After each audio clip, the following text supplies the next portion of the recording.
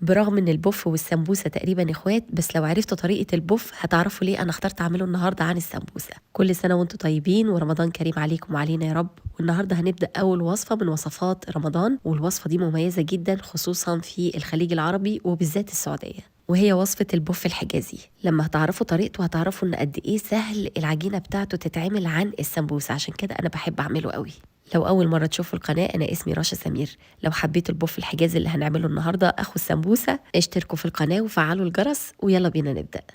اول حاجة عندي كوبايتين دقيق. الوصفة الاصلية ما فيهاش نشا، بس انا ساعات بزود معلقة صغيرة عشان تزود لي مدة القرمشة بتاعة البوف.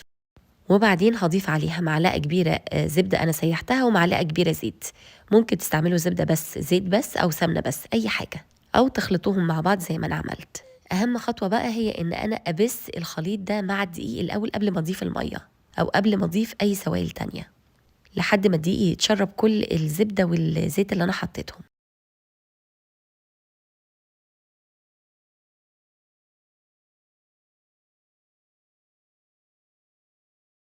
بعد كده عندي بيضة،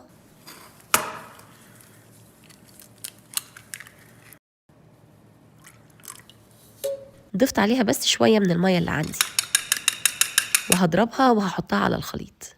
وزي ما انتم شايفين كده، انا هوريكم طريقة العجن مهمة قوي، واللي اهم منها طريقة القلي.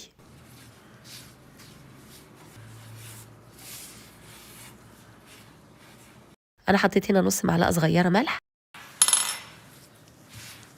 وهنا المية هضيفها بالتدريج. انا عندي من نص كوباية لتلات ارباع كوباية مية. العجينة دي بتبقى متماسكة، ما بتبقاش طرية زي كده عجينة المكرونة يعني. وطريقتها سهلة جدا، شايفين؟ كل شوية ازود مية لحد ما احس ان هي ما بقاش فيها دقيق، وهزود المية بالتدريج كده. شايفين عاملة ازاي؟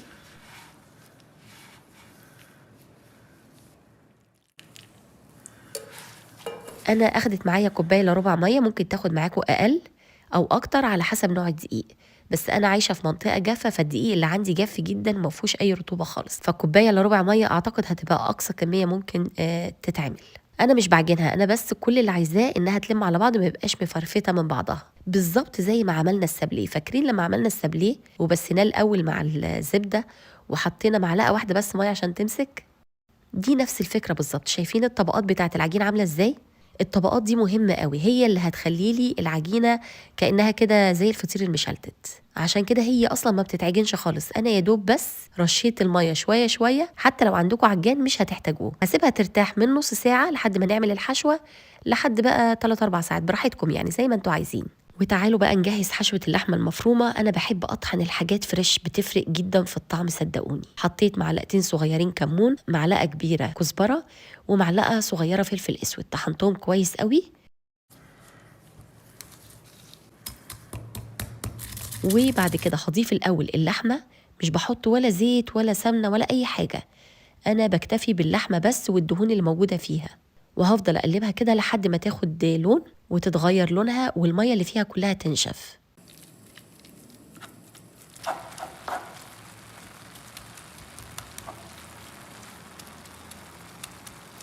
شايفين بقت عاملة ازاي؟ بعد كده هضيف التوابل عشان تتحمص معاها كمان دقيقة. التوابل لما بتطحن فريش بتبقى الريحة والطعم حاجة تانية. وضفت على النص كيلو بصلتين كبار، يعني لو عندكم نص كيلو حطوا ربع كيلو أو أكتر بصل، البصل بيخلي طعمها حلو قوي. هضيف بقى معلقة صغيرة ملح علشان تنزل المية بتاعت البصل دي. واللحمة المفرومة دي مش بيتحط لها أي مية خالص. اخر حاجه هضيفها، وبرده دي يعني زياده، الوصفه الاصليه ما فيهاش، لكن الجزر بيخلي طعم الحشوه، اي حشوه فراخ لحمه بتخليها مسكره قوي. حتى لما تيجوا تعملوا صلصه ما تحطوش سكر، قطعوا جزر فيها، بتدي طعم حلو قوي. هفضل اقلبها على النار لحد ما شايفين ما بقاش فيها ميه خالص، ودي مهمه قوي عشان ما تبوظليش العجينه لما اجي احشي.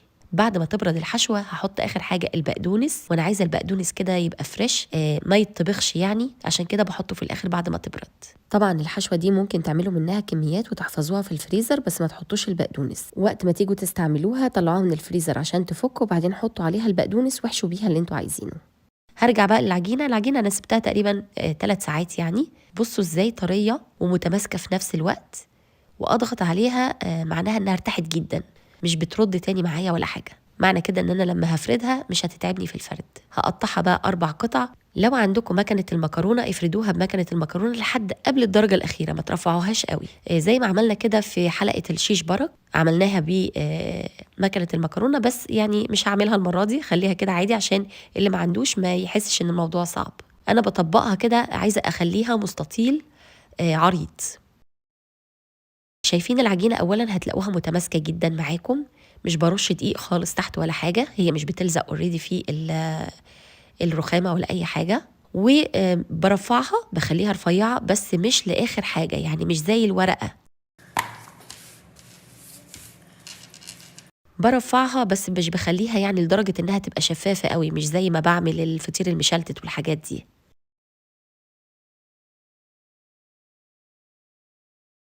وبعدين هبدأ أحط الحشوة، وأحاول كده أخلي اللي بين الحشوة وبعضها مفيش أي خضار ولا بقدونس ولا لحمة ولا حاجة عشان تلزق كويس.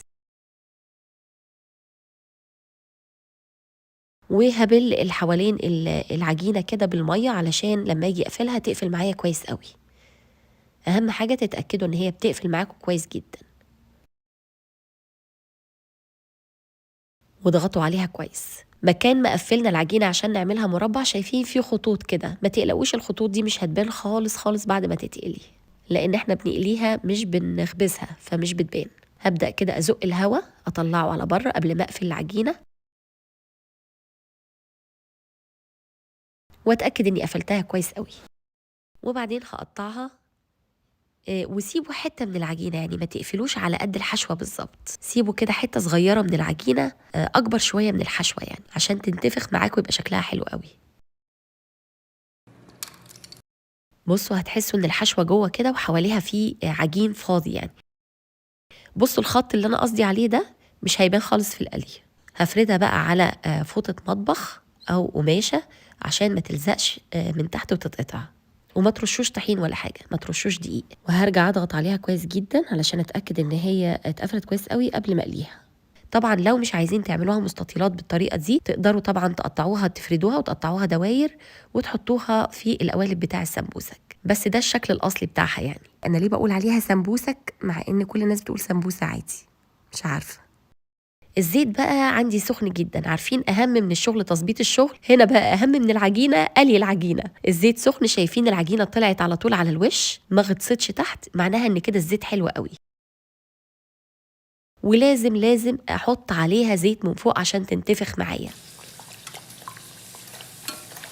وما تحطوش اكتر من واحده، حتى لو الحله عندكم كبيره واحده عشان تقدروا تاخدوا بالكم منها، هي مش هتاخد ثواني يعني، حتى لو عاملين كميه ما تخافوش هي مش هتاخد منكم ثواني. بعد ما تتنفخ زي كده هقلبها، ولو عايزين تحطوا معاها واحده تانية دلوقتي تقدروا تحطوا، اهم حاجه انها تتنفخ الاول قبل ما تحطوا واحده تانية. واول ما تنزلوها في الزيت لازم تفضلوا تحطوا عليها كده زيت عشان تتنفخ معاكم، غير كده مش هتتنفخ معاكم زي ما بتشوفوها. حتى السمبوسك انا كمان بحب اعملها بالطريقه دي، لما بنزل عليها زيت من فوق بتبقى منفوخه وحلوه قوي.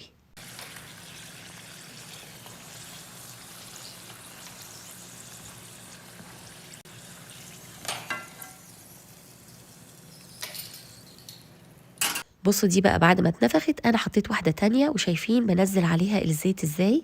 اهم حاجه ان هما ما يضايقوش بعض في الزيت وواحده تنزل التانية تحت. شايفين لما سبتها يدوب بس شويه عشان خاطر انزل اطلع التانية ما اتنفختش، لازم افضل احط عليها الزيت كده عشان تنتفخ. ودي اهم حاجه واهم خطوه، اول ما تنتفخ اقلبوها. وشايفين هي ما بتاخدش ثواني، انا عشان كده سبت الفيديو ما قطعتوش عشان تشوفوا قد ايه ان هي سهله وسريعه يعني. خلاص كده قليتهم كلهم، شايفين شكلهم حلو ازاي. شايفين الفقاعات دي دليل على ان هي يعني اتفردت حلو، وكانت رفيعه بس مش رفيعه قوي. ليه بقى احنا ما عجناش العجينه؟